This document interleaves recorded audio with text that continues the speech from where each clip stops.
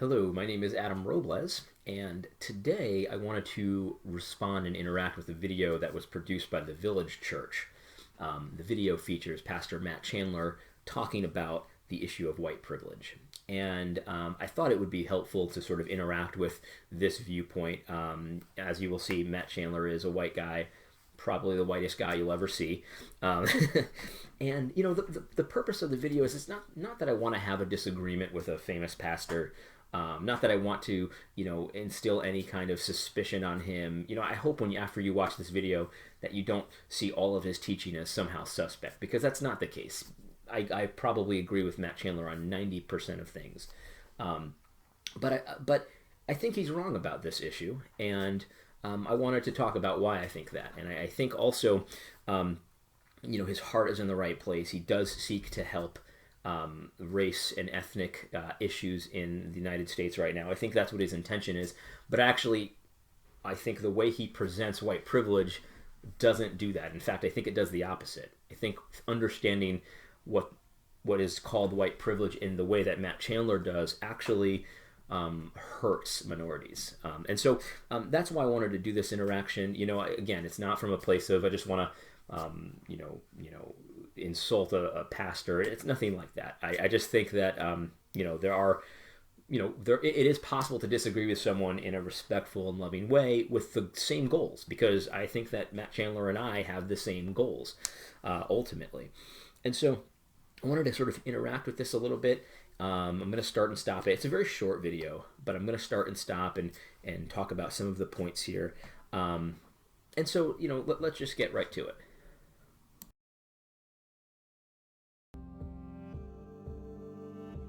So growing up, here's what that looked like for me.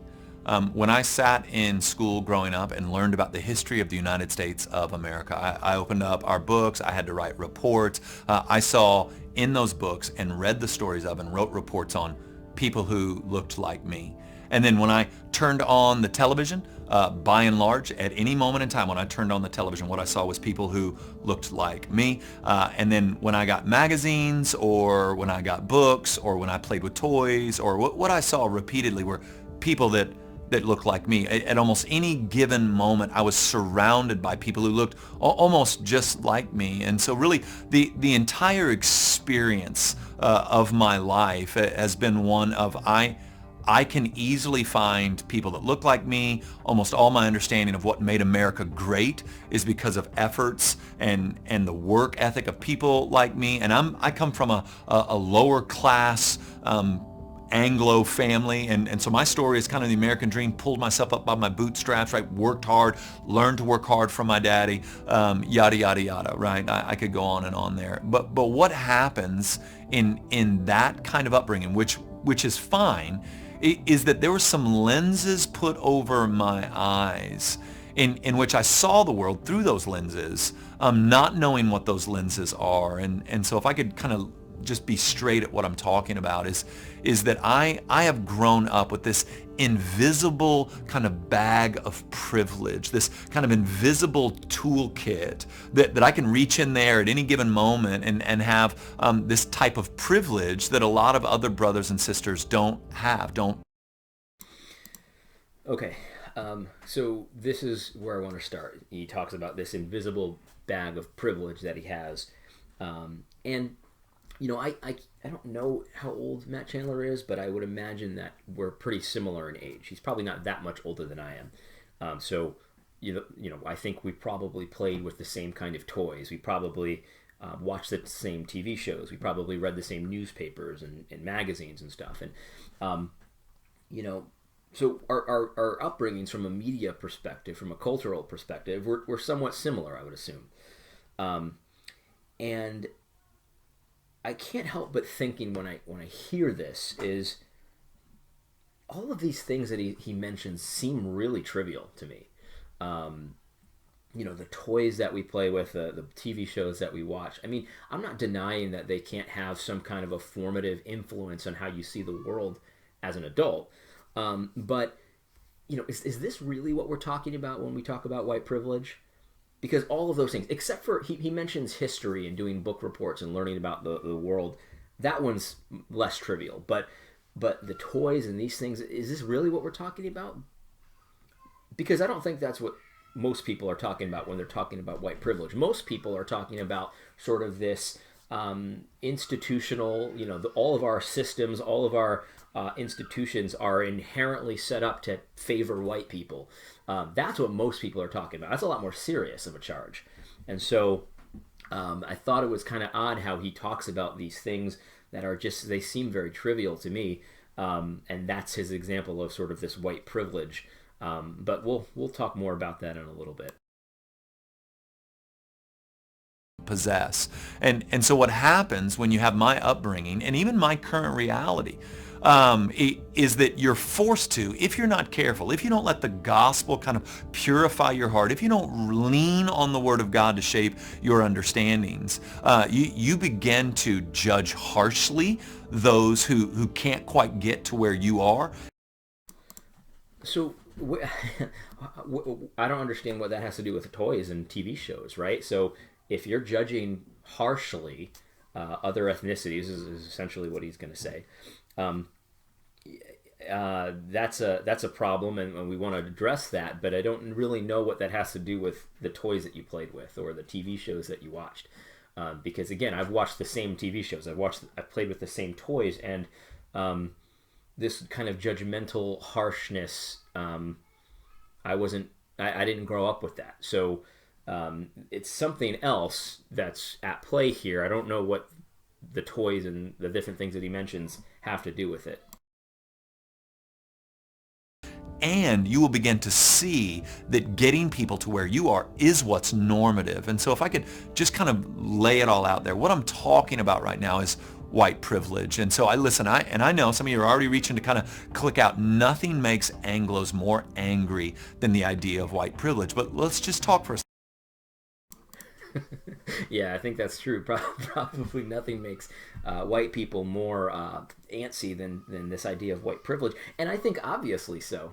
Because, when people are talking about white privilege, they're talking about it in such a way that it's almost like the ultimate sin, right? Because they're not talking typically about the toys that you played with in the TV shows that you watch. They're talking about this sort of collective guilt that white people have because they've set up a system that favors them.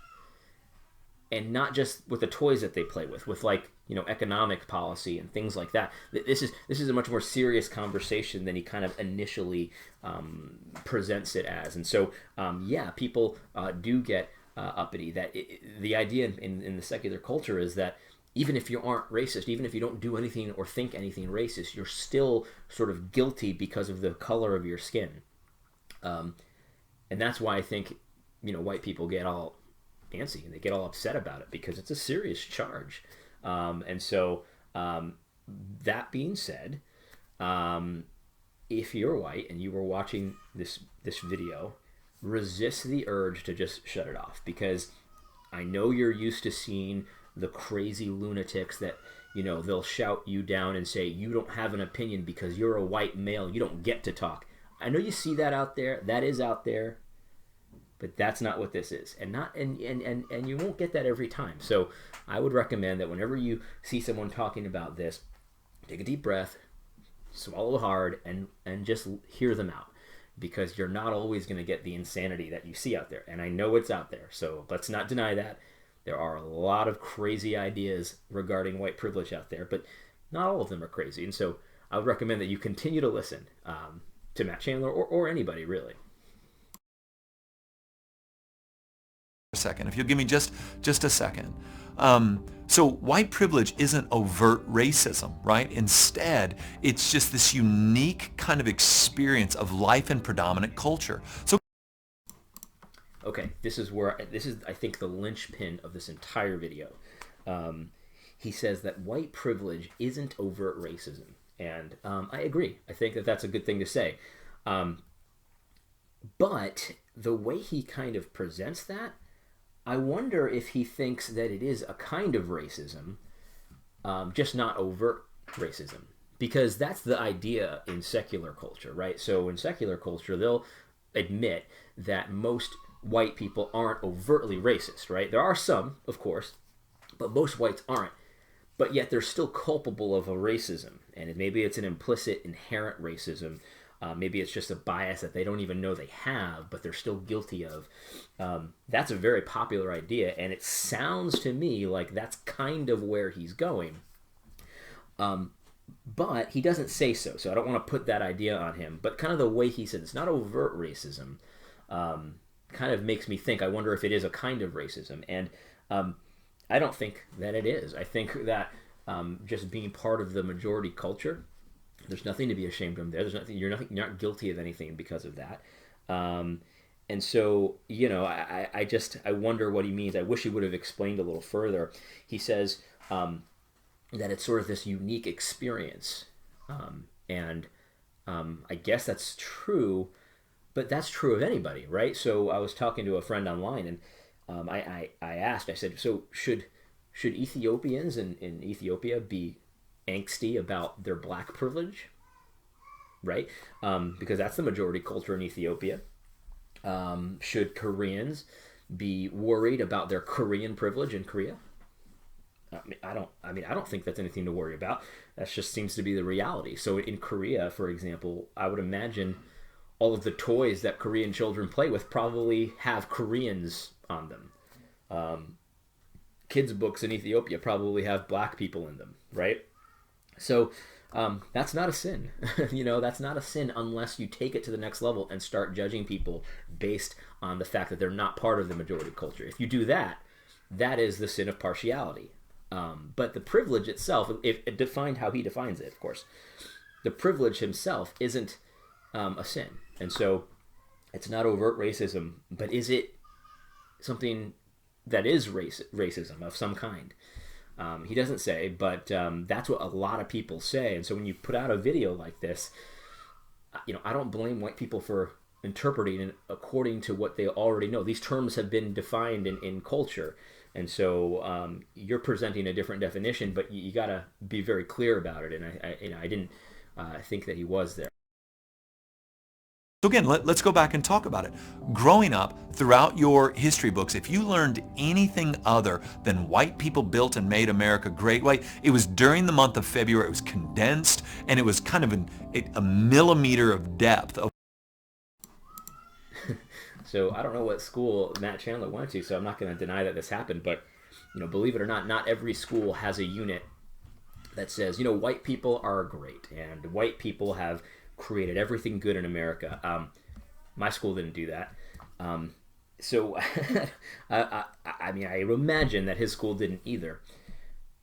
When I heard this, I started thinking about, when I was younger and we learned about the Revolutionary War, we learned about the Founding Fathers, and it wasn't presented to me as, look at these Founding Fathers, look at their whiteness, it's so great, and look at how great white people are.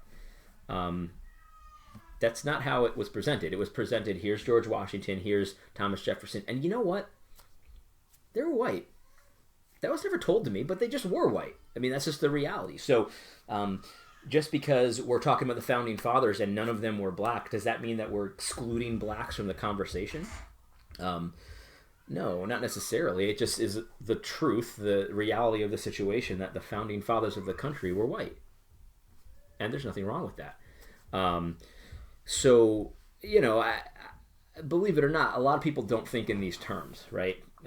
If you want to me, this is interesting because it's a good argument to take your kids out of public school, right? Because public school is going to teach what the government wants them to teach. It's going to be government history. And in America, the government has been primarily white. So if you have a problem with the government schools teaching government history, I would suggest take them out of that school and give them a more holistic education. So I don't know. I don't think anybody really learns how great white people are. No, they just learn about the various characters in American history, and many of them happen to be white. It would be the same in Korea. It would be the same in Ethiopia, right? So if you had an Ethiopian history class, it'd be all black people probably, and then they'd have probably a few units on Europeans and Italians, and then is that excluding the contributions white people? I don't understand. So I don't know. That's an interpretation of reality. That's not reality, right? I reject that interpretation. I reject the fact that you learn about the Founding Fathers and they're all white. that automatically means that you're excluding blacks. It doesn't mean that. That's an interpretation that I think is very debatable. Of really what other kind of ethnicities contributed to what's now modern day America. And even if you are, and then when you open up your newspaper or you grab a magazine, you're going to see Anglos portrayed mostly in a positive sense, right? If you go to buy your kids. Well, that's actually changing. And this is so interesting to me because foundationally, this identitarian identity politics, this ethnic identity issue, foundationally, there's not a difference between the people that have the black identity politics, Hispanic identity politics, and then the alt-right. There's no foundational difference because here's the thing about this. The alt-right attacks the media constantly. And why do they do that? Why would the alt-right white nationalists attack the media if the media always, in general, presented them in a positive light? The reason they do it is because that's not the case anymore. So that used to be the case. Maybe let's just accept his argument that that's how it was. That's not the case anymore. White people read the newspapers and they look online and the media, and they're presented in a negative light constantly. And that's what the alt-right fights against. They see that and they see it happening. They're like, yeah, I don't want to be put in this situation. They worry. The alt-right worries about the non-white privilege that's coming. They see it coming and they worry about that. So I think the church just needs to discard all this stuff. The church needs to discard this identity game. White privilege, Hispanic privilege, Puerto Rican privilege, all this stuff. This just needs to be discarded. This is not something that is according to the gospel, right? This is divisive, inherently so, because there will always be a majority culture, right? And if being part of the majority culture kind of makes you, in some way, sort of implicitly racist, the way the secular world says, this is a recipe for never-ending conflict. There's no harmony ever because there will always be a majority culture. So it's just interesting that he talks about that because that's changing for white people and they see it and they're getting angsty, and that's why the alt-right is growing because they want to play the identity politics game too.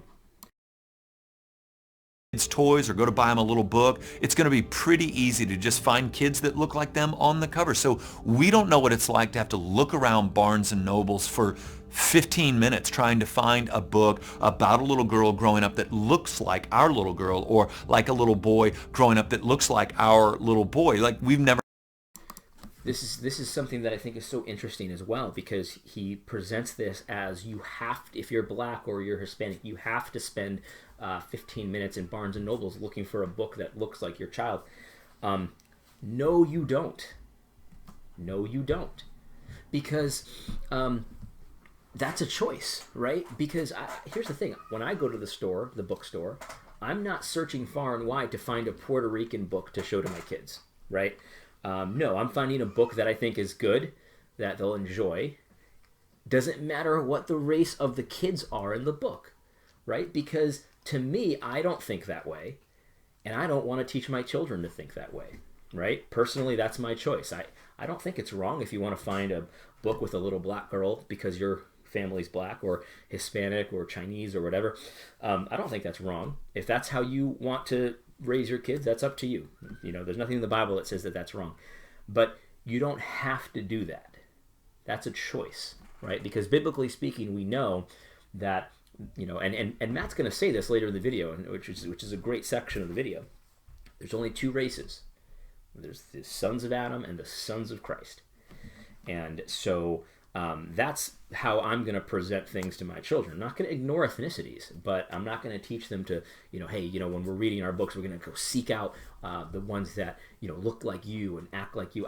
Personally, I think that's counterproductive, right? If I'm trying to live in light of the reality of Christ reconciling the ethnicities, then I think it's counterproductive to only buy, black G.I. Joes for black kids or only Hispanic G.I. Joes for Hispanic kids. So he presents us as this privilege, and if you're black, then you have to spend so much time. No, you don't. That's a choice that you're making. And if you want to do it that way, that's up to you, but you don't have to do it that way. And so, again, in Korea, that's the same situation. So if you're white in Korea, do you have to spend, hours looking for white books? If that's how you want to spend your time, I guess that's up to you. Never had to struggle with that. We don't get anxious every time we open up a newspaper about how we'll be portrayed. We don't. These are aspects of it. Yes, they do. Again, that's changing. White people are anxious about how they will be portrayed. I saw this funny, hilarious article the other day that the flavor, get this, the flavor pumpkin spice is an example of white privilege. That's what we're facing. It's insanity in the secular culture. And so, yeah, white people do open up their newspapers and say, I wonder what I'm going to be blamed for today. That happens all the time. See, I wonder, how often you've actually listened to alt-right videos or white nationalist videos. And I'm not talking about people telling you what the alt-right says. I'm not saying how often have you watched Ben Shapiro tell you what the alt-right's saying, or Joe Carter. I'm not asking, if you've read the Joe Carter article on alt-right. I'm asking, have you ever heard the alt-right? If you listen to Red Ice TV, it's despicable stuff, right? It's despicable. But this is the stuff that they talk about. This is the stuff that they worry about. So to say that we don't ever do that, no, that's changing. That's what the alt-right is. So this is identitarian identity politics. Let's discard it because it's poison on both sides, whether you're white or black.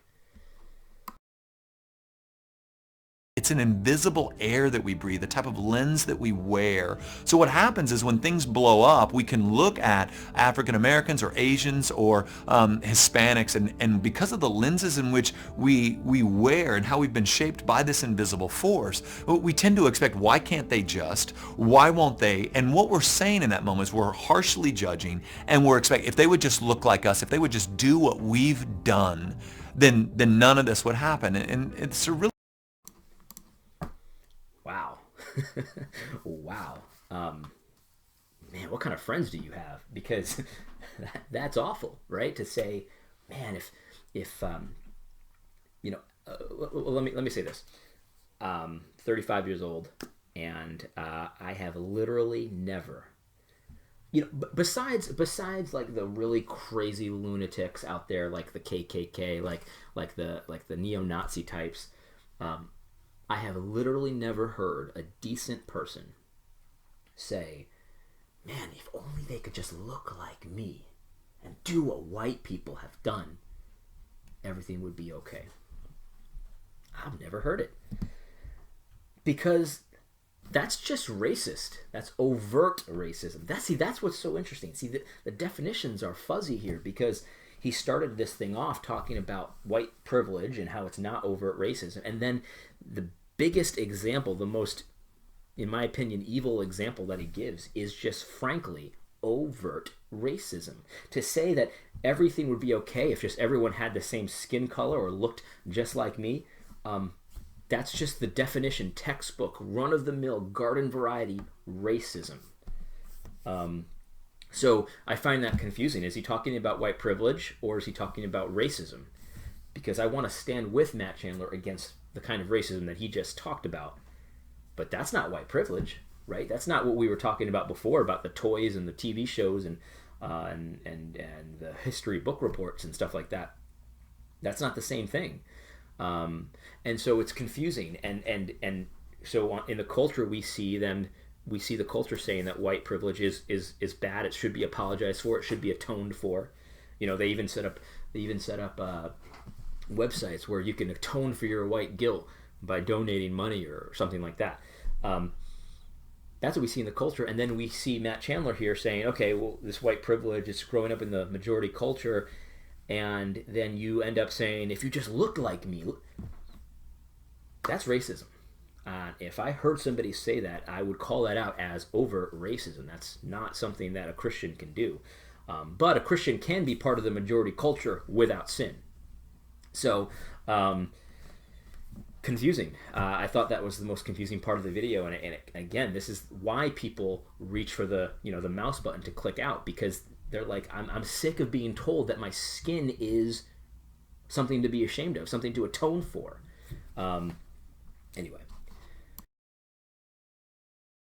really kind of terrible judgmental place to sit. And so what we want is we want the truth of God's word and the beauty of the gospel to wash over us. We don't need to feel bad about our experience in the predominant culture. We just need to be aware of it so it doesn't shape how we interact with the world around us. We know that when all's said and done, there are sons of Adam and sons of God. Right? There are those who have sinned and are outside the covenant promises, and there are those that have been bought by the blood of Christ and are inside the covenant promises. So that when all's said and done, there's the race of Adam and the race of Christ, and we're going to identify with the race of Christ regardless of skin color. And so what we want is we want to live in such a way that shows that we understand that God has brought together in Christ men and women for every tribe, tongue, and nation on earth, every ethnicity, every language, every culture, and has created a new culture of mutual submission and joy in the differences found in one another as it rounds us out more as the people of God. That's the end of the video, and that last section was awesome. I completely agree with much of what he said, because he's a great Bible teacher, right? He understands theology, understands the gospel. There's no question about that. And so, well said. But we will never, ever get there if we're going to be accepting these divisive things that the culture produces. We're going to offer support for these ideas of white privilege, and then identitarian politics being valid in some ways but invalid in others. Like let's just be honest, like Black and Hispanic identitarian politics, they're accepted in the church, they're accepted elsewhere. White identitarian politics are not, and that's partiality. They're either both wrong or they're both right. I would say that they're both wrong. This identitarian politics stuff is poison to the gospel. It's antithetical to the gospel as well.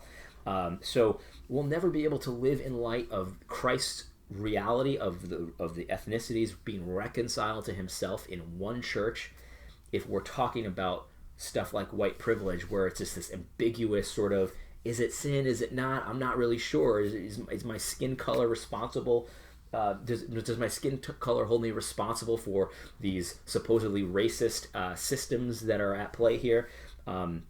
That's what a lot of white people say or hear it being said in the media constantly. And so I don't know if this helps, this video, because it's also very fuzzy. The definitions have kind of been kind of mixed up, right? He admits that white privilege is not overt racism, and he seems to say that it's not wrong to have white privilege, but then he says it leads to this place of judgment, this place of judging by skin tone, which is definitely wrong, which is definitely overtly racist. So I want to see that I have the same goals as Matt Chandler. That last section, that's my goal as well. But we can only do it if we offer the world something completely different. We cannot accept... See, this is the thing. We have much more to offer the world than sort of a lukewarm acceptance of their categories, right? We have something completely different. Yes, we can acknowledge ethnicities, but there's one race in the church, and that's the race of Jesus Christ. It's a new nation. It's a new group, and that's what we have to offer. It's completely different than the world's categories. There is no room for identity politics in the body of Christ, and so we should just reject it. We should just get rid of it. That's why in my other video I was talking about we should stop talking about racism and start talking about partiality, because that's a sin in the body of Christ. If someone's being partial, we should accuse them of partiality and we should fix it. We should stop that. But this idea of white privilege, white supremacy, and things like that, where it's just very fuzzy and vague, and even the stuff about white church and white evangelicalism these days, we need to discard it, because we'll never get to that vision that Matt Chandler just talked about. We'll never get there if we continue to talk that way. Anyway, I wanted to end there. Love Matt Chandler, like I said. I hope that he continues to put videos out there because I think that he's a great teacher, and I would recommend listening to him on almost anything. And I hope this disagreement was in a cordial, respectful, and graceful way. God bless.